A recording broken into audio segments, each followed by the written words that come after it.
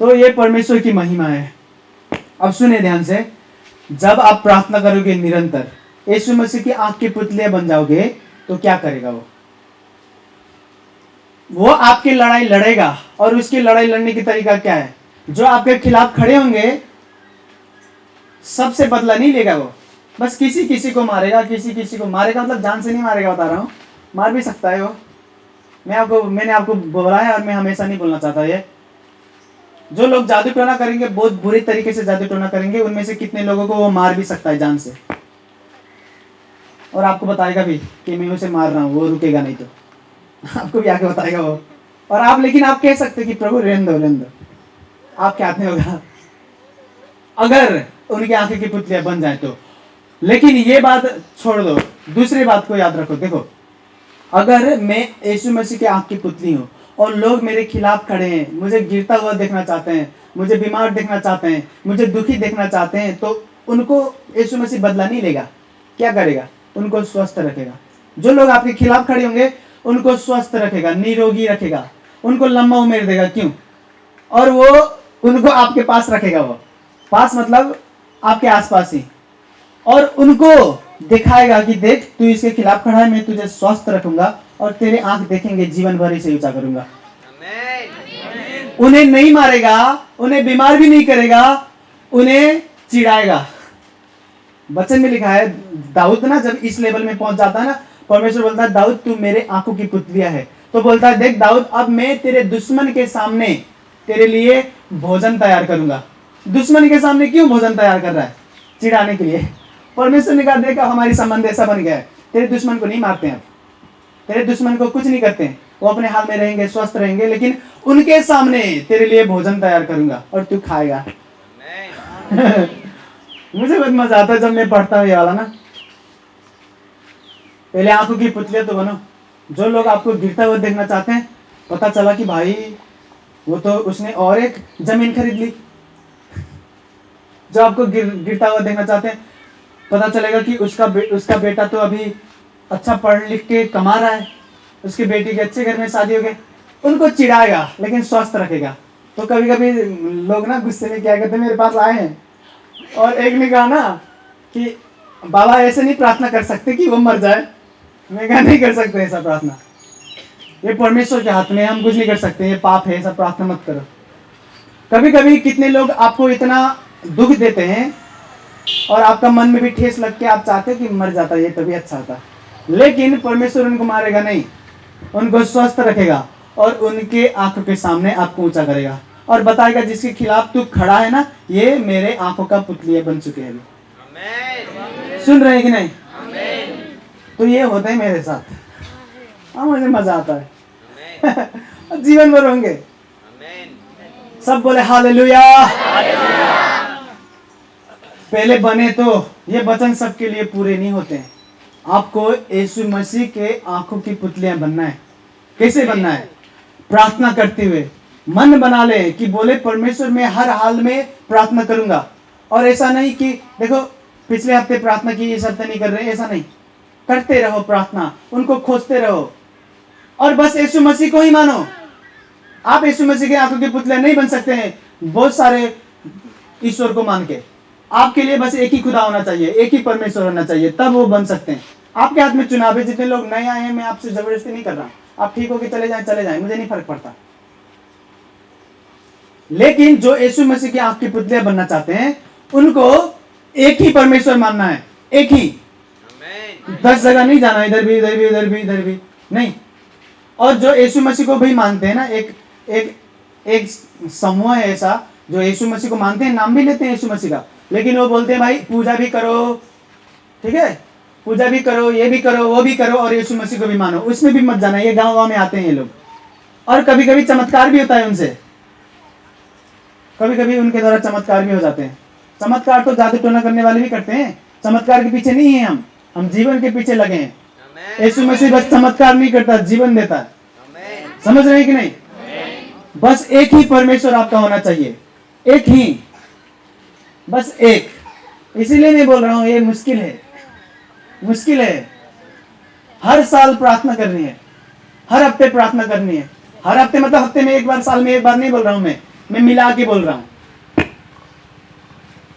जब अब देखो अभी नया साल आ रहा है कि नहीं, इंग्लिश तारीख का, यीशु मसीह ने मुझे बोला है कि जब ये दिसंबर महीना खत्म हो जाएगा ना, तो तू बड़े बड़े चंगाई कार्यक्रम रखेगा देश भर, नेपाल भर, और तेरे ना अगले चैप्टर शुरू होंगे, नया शिफ्ट लेके आऊंगा मैं तेरे जीवन में, और मैं इंतजार कर रहा हूँ। और मुझे अभी से पता है, और मैं यीशु मसीह से ये मांगता हूँ कि परमेश्वर, मैं पिछले साल आपको जितना प्रेम करता था, इस साल पहले से ज्यादा करना चाहता हूँ। पिछले साल आपको जितना करीब से मैं जानता था, इस साल और भी करीब से जानना चाहता हूँ। तो परमेश्वर बोलते हैं, तब तो भाई तू मेरे आंखें की पुतली और अब तो दिल का टुकड़ा भी बन गया। कोई यीशु मसीह का ना दिल निकालना खोजे ऐसे करके, छोड़ेंगे उसे, हाथ काट के ना गले में लटका देंगे उसको। मजाक नहीं कर रहा मैं।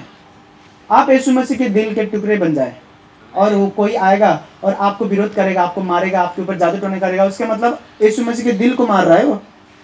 यीशु मसीह छोड़ेंगे क्या? नहीं छोड़ेंगे। उसे ठीक करेंगे, कैसे भी करेंगे, वो अपने हाथ में है उनके। सबके बस की बात नहीं है ये जो मैं अभी बता रहा हूँ। सबके बस की बात होता तो मेरी तरह लोग हजारों होते हैं दुनिया में। दुख मैं नहीं चाहता जो मैं कर रहा हूं बस मैं ही करूं, नहीं, मैं चाहता हूं बहुत लोग करें ये चीज, ताकि दुनिया को पता चले कि यीशु मसीह सच्चा खुदा है। लेकिन नहीं होता, लोगों से नहीं होता। पास्टर लोग हैं जो यीशु मसीह को मानते हैं ना, शनिवार आता है, शनिवार को प्रचार करने जाना होता है, तो क्या करते हैं पता है? कितने पास्टर को मैं जानता हूं, शनिवार, अभी मैं कल रात से प्रार्थना में हूं, उठ रहा हूं फिर सो रहा हूं, फिर उठ रहा हूं फिर सो रहा हूं। आज सुबह जब मैं घर से निकला तो सीधे यहां पर आया हूं, किसी से मिला नहीं, कहीं गया नहीं। अब प्रार्थना करूंगा तो चमत्कार होंगे तब। और जब मैं वचन भी प्रचार कर रहा हूं ना, तो दुष्ट आत्मा भी कहीं पे रो रहे होंगे बैठ के कि भाई। और मेरे टीम के एक जन ने दर्शन भी देखा कि जब हम यहाँ पर प्रचार करते हैं तो दुष्ट आत्माएं बहुत गुस्सा होते हैं, चिढ़ते हैं। और दुष्ट आत्माएं, बहुत ज्यादा दुष्ट आत्माएं हमारे पीछे पीछे जाते हैं।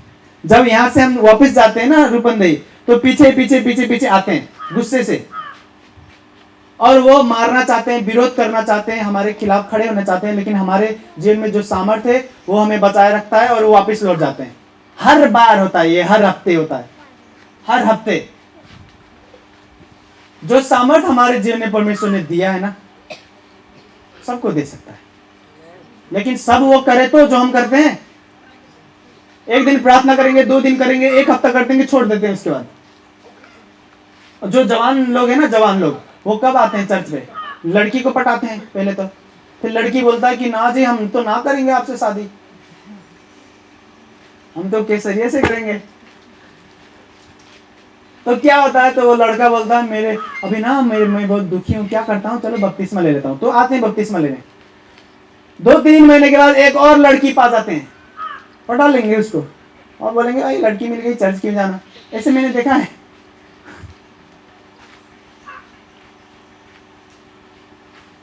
आज शनिवार है, कितने लोग चर्च पे होंगे दुनिया भर में, नेपाल भर में? कितने लोग चर्च में होंगे तो कितने लोग घर पे होंगे, मोबाइल चला रहे होंगे, गेम खेल रहे हैं, पबजी। उन्हें लगता है उनके जीवन में कुछ बड़ा काम होगा, नहीं होगा कुछ भी।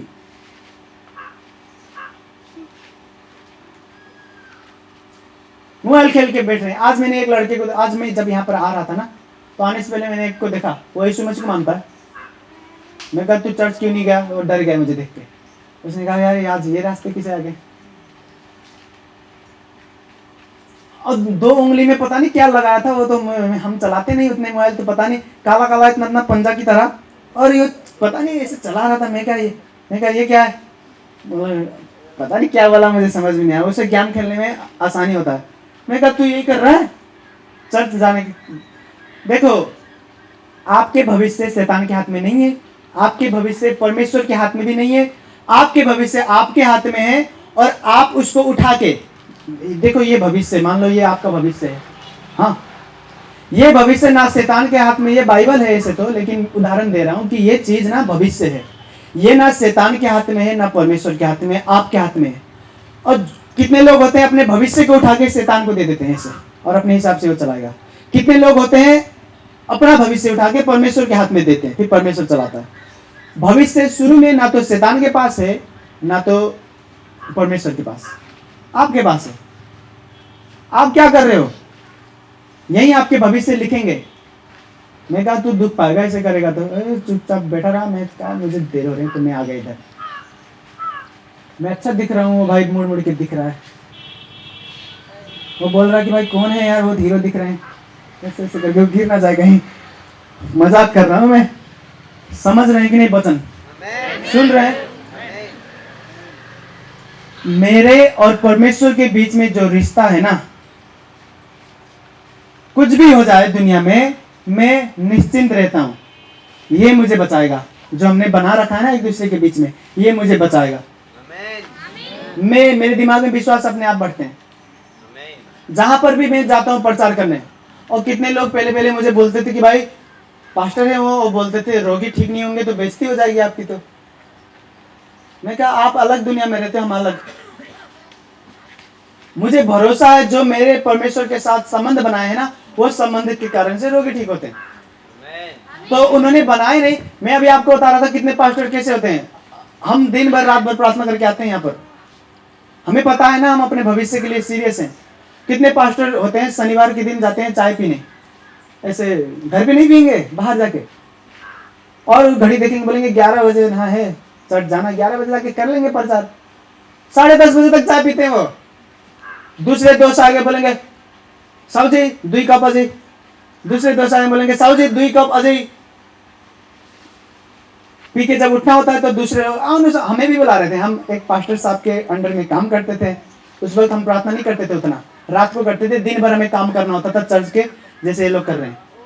तो हम गए थे प्रभु भोज का जूस लेने के लिए, जो प्रभु भोज में जूस दिया जाता है ना वो, तो हम खरीदने गए थे। उस साइड में चाय का दुकान था, तो हम हड़बड़ी में थे, जल्दी जल्दी जाना था हमें। बुला रहे थे ए भाई उमेश भाई, वो हमें जानते थे क्योंकि हम सेवा करते थे। उस वक्त भी चमत्कार होते थे मेरे द्वारा, उतने बड़े नहीं, ठीक ठाक। तो उन्होंने कहा आओ चाय पी के जाओ। तो मैंने देखा मेरे आंखें खुले के खुले रह गई। मैंने कहा ये तो पास्टर साहब है। मैं कहा चर्च नहीं जाना आपको? बोले 11 बजे जाना, अभी है 1 घंटा आधा घंटा। मैं कहा हो गए फिर तो चमत्कार आपके चर्च में हो गए, फिर अब बड़े बड़े काम करना है जाके। मैं कहा हम जा रहे हैं, हमें देर हो रहा है। बोले ना एक कप चाय खा दो, 1 मिनट में भेजा, 5 मिनट में भेजा। संबंध बनाओ, धोखा नहीं दो अपने आप को। आप कौन है ये आपकी सामर्थ्य नहीं है, आपके पास कैसा संबंध है वो आपकी सामर्थ्य है। पास्टर है, चलो कोई पास्टर है तो उसका देखो, मैं पास्टर हूं, लेकिन मैं पास्टर हूं इसीलिए मेरे जेल में सामर्थ्य नहीं है, मैं संबंध रखता हूं। आप नेता को जानते हो तो मत सोचो कि भाई हम नेता को जानते हैं वो तो कर देंगे हमारे लिए कुछ। एक अंकल को मैं जानता हूं, वो नेता के पीछे पीछे इतना दुगड़ते हैं, और उनका एक काम बनना है। उनका ना एक रिश्तेदार है जो जेल में है, कुछ गलत कर दिया था तो जेल में गया, तो छूट नहीं रहा अभी तक। उसने कहा भाई हम नेता के पीछे जाएंगे, नेता को जानते हैं वो छुड़ा देंगे। नेता के पीछे कितने साल से जा रहे हैं, अभी तक वो बंदा जेल में ही है। वो नेता ने मदद किया नहीं, कुछ उसके हाथ में भी नहीं होगा, पता क्या क्या क्या पता बड़ा कुछ गुनाह किया होगा उसने। परमेश्वर चाहते हैं ना तो जेल खोल सकते हैं उसके लिए, सरकार बदल सकते हैं, सरकार हिला सकते हैं उसको निकालने के लिए। संबंध बनाओ ना पहले। नहीं होता ना, लोगों से शॉर्टकट अपनाते हैं। आप नेता को जानते हो, अच्छी चीज है। मेरे घर से भी लोग इलेक्शन में उठते हैं और बोलते हैं मेरे साथ आप चलो, आपको देख के लोग वोट देंगे। मैं कहा ना, मैं क्यों घूमूं आपके साथ, आपको पहचानने वाले लोग हमें देंगे वोट, चलो हमारे साथ, पैसा देंगे बोलते हैं। मैं कहा नहीं चाहिए मुझे पैसा। नेता मंत्री आपके जीवन नहीं बदलेंगे, आपके घर में हो जाएंगे ना वो, आपके घर में, खुद के घर में, तब भी नहीं बदलेंगे वो, कुछ नहीं बदल सकते वो। परमेश्वर बदलता है, सब कुछ बदल सकता है। संबंध बनाए, धोखा नहीं दे अपने आप को। ना सोचे कि मैं पढ़ा लिखा हूं बहुत ज्यादा, मेरे पास डिग्री है, तो ये मेरे पास जो डिग्री है ना, मैं तो 1 लाख क्यों कमा लूंगा। मैंने डिग्री वाले लोगों को तबेले में ऐसे, घर में तबेले खोल रखे हैं, ऐसे भैंस नहाते हैं वो, ऐसे ऐसे करके दूध होते हैं। मैं गलत नहीं कह रहा हूं कि तबेले में काम करो, गलत नहीं है, तबेले में काम करना अच्छी बात है। मेहनत करो, कुछ भी काम हो अच्छे काम करना, चाहे 2 नंबरी काम नहीं। लेकिन डिग्री है, भैंस चराते हैं, घास काट के डालते हैं, जब जागीर नहीं मिल रहा उनको। आपके डिग्री के भरोसे मत रहो, लेकिन पढ़ो। नेता के भरोसे मत रहो, लेकिन नेता को जानते हो तो संबंध भी अच्छा बनाओ। लेकिन आपके और परमेश्वर के बीच में संबंध है ना, तो आप डिग्री के ऊपर भले नहीं भरोसा कर सकते हो, आपके ज्ञान के ऊपर भले भरोसा नहीं कर सकते हो, लेकिन जो परमेश्वर और आपके बीच में संबंध है उसको भरोसा कर सकते हो। और मजा आता है इसमें, समझ रहे हैं कि नहीं? बहुत मजा आता है। मैं आपको दिल से कह सकता हूं, मैंने ये देखा है मेरे जीवन में और जीवन भर देखूंगा मैं, जीवन भर। आपके और परमेश्वर के बीच में कैसा संबंध है, इसको मन में सोचे और बनाएं। हर रोज प्रार्थना करें, बाइबल पढ़ें, आराधना करें। दो भाई उधर आते हैं चर्च पे, दो भाई हैं सगे भाई। तो एक भाई ना बहुत मोटा था ऐसे, वो बीमार था, घुटने में दर्द, पेट में दर्द। वो बोलता था पूरे शरीर में दर्द है मेरे, ऐसे कुछ चुभता है, कुछ दर्द है। इलाज किया कितने लाख का, ठीक नहीं हुआ। चर्च पे आया तो ठीक हो गया।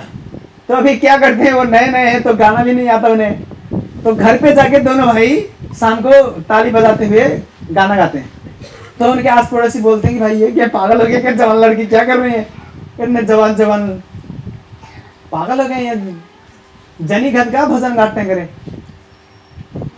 उन्होंने कहा हम ठीक हुए हैं, जीवन पाए तो हम गाते हैं।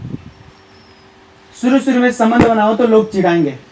देखो जब मुझे संबंध बनाना था परमेश्वर के साथ तो घर नहीं था, और घर में कमरे में प्रार्थना करो दरवाजा खिड़की बंद करके, तो अच्छा लगता है, कोई देख नहीं रहा आपको तो मजा आता है। लेकिन मेरे पास था नहीं। तो जो यीशु मसीह के प्रचार करते थे हमसे पहले, बूढ़े थे वो लोग, उन्होंने कहा कि भाई तुम बहुत प्रार्थना करना चाहते हो, तुम मेरे घर में आओ, मेरे कमरे ये खाली होते हैं, प्रार्थना करो। मैं कहा ठीक है। मैं कमरे में घुसता था, शाम को निकलता था प्रार्थना करके। और वो एक दो हफ्ते तो उन्हें लगा कि भाई हाँ चलो मेरे घर में प्रार्थना कर रहा है, मुझे भी बरकत मिलेगा इसके प्रार्थना के द्वारा। बाद में चिढ़ने लगे, बोले तुम तो दिन भर दरवाजे बंद कर देते हो, ऐसा कौन प्रार्थना करता है दिन भर। और वो आधा घंटा नहीं होता है उनसे प्रार्थना, हम दिन भर बैठ जाते थे। तो गुस्सा करने लगे। तो उन्होंने कहा ना अब मत करना मेरे घर प्रार्थना। तो मैं पता है कहाँ जाता था प्रार्थना करने, उधर हमारे यहाँ ना खदरा बोलते हैं, इधर होता है खदरा, खरबारी क्या बोलते हैं इधर, जहाँ खर और लगता है ना ऐसे वो जंगल की तरह। मैं वहां पे अंदर जाता था प्रार्थना करने, और 2-3 घंटे, वहां 2-3 घंटे से ज्यादा नहीं करता था मैं, क्योंकि उतना मजा नहीं आता था ना खतरा में, पता नहीं सांप आ जाएगा क्या आ जाएगा। 2-3 घंटा प्रार्थना करके निकलता था मैं। और कभी कभी ना मुझे बहुत भजन गाने का मन करता था, तो मैं बहुत जोर जोर से गाता था। अब खतरा में मैं किसी को देखता नहीं था, अब क्या पता कोई कहाँ पे बैठ के घास काट रहा है। जब मैं प्रार्थना करके निकलता तो सब ऐसे भीड़ लगे हुए हैं लोग, और मुझे देख के हंस रहे हैं। और उन्होंने कहा, हमें लगा एक पागल है उधर हमारे, अभी मर गया है वो, तो वो पागल भी गाना गाता है। उन्होंने कहा कि कोई पागल है, वो वाला पागल खतरा में हल गया है और यहाँ पे अंदर जाके गाना गा रहा है। तो जब मैं निकला तो हैरान हो गया, उन्होंने कहा ये भी पागल हो गया क्या। चिढ़ाते थे शुरू में, लेकिन अभी उसने मुझे तारा की तरह चमकाया है। जो बीमारी का हल डॉक्टर साहब के पास भी नहीं है, वो भी मेरे घर आते हैं, एम्बुलेंस लेके मेरे घर आते हैं, एम्बुलेंस में बीमारी को लेके। जो लोग मुझे चिढ़ाते थे वो भी प्रार्थना कराने आते हैं, देखते हैं कि परमेश्वर ऊंचा कर रहा है। चिढ़ाएंगे शुरू में, जब संबंध आप बनाओगे ना पागलपन लगेगा। अरे टिकटॉक देखो, नंगी नंगी लड़कियां नाच रहे हैं, ये क्या भजन गा रहे हो, नंगी नंगी लड़कियों को देखो पुट्ठा हिला हिला के नाच रहे हैं, उनको देखो टिकटॉक में, ये क्या भजन कर रहा है तू, ऐसे बोलेंगे शुरू में ना। जब संबंध बनाते बनाते ना, वो संबंध जब सामर्थ्य बन जाएगी ना आपकी, तो बोलेंगे भाई हमें भी सिखा, क्या करता है तू, हमें भी प्रार्थना कर दे, हमें भी ले चल चर्च। सुन रहे हैं कि नहीं? संबंध बनाए। एक दिन टाइम आएगा सब लोग मर जाएंगे, कोई जल्दी मरता है, कोई देर से मरता है कि नहीं। जब मैं मरूंगा और मरते टाइम में जब मैं हूं, अब परमेश्वर ने बोला कि अब तू आ रहा है 1-2 मिनट में ना, और ये हमारे साथ होगा। परमेश्वर ऐसे करके नहीं ले जाएगा मुझे, वो मुझे बता के ले जाएगा कि टाइम हो गया, जाना है तो चल। अब मैं बोलूंगा तो रोक भी सकते मेरे लिए कुछ साल तक। हम वो दुनिया में रहते हैं, मैं मजाक नहीं कर रहा। मेरा टाइम आ जाएगा मरने को तो वो बता देंगे कि टाइम आ गया, तू अभी जाना पड़ेगा तुझे। और मैं बोलूंगा तो वो टाइम भी बढ़ा देंगे मेरे लिए, मैं बोलूंगा इतने साल तक बढ़ा दे तो बढ़ाएगा। अब आपको कितने को समझ में नहीं आएगा ये, आप क्योंकि समझ नहीं पाएंगे ये ना, लेकिन मैं बता रहा हूं आपको मैं क्या बता रहा हूँ, जब परमेश्वर मुझे बोलेगा कि अब उमेश तू स्वर्ग आएगा, तेरे मरने के टाइम आ गए, उस वक्त मेरे मन में क्या चलेगा?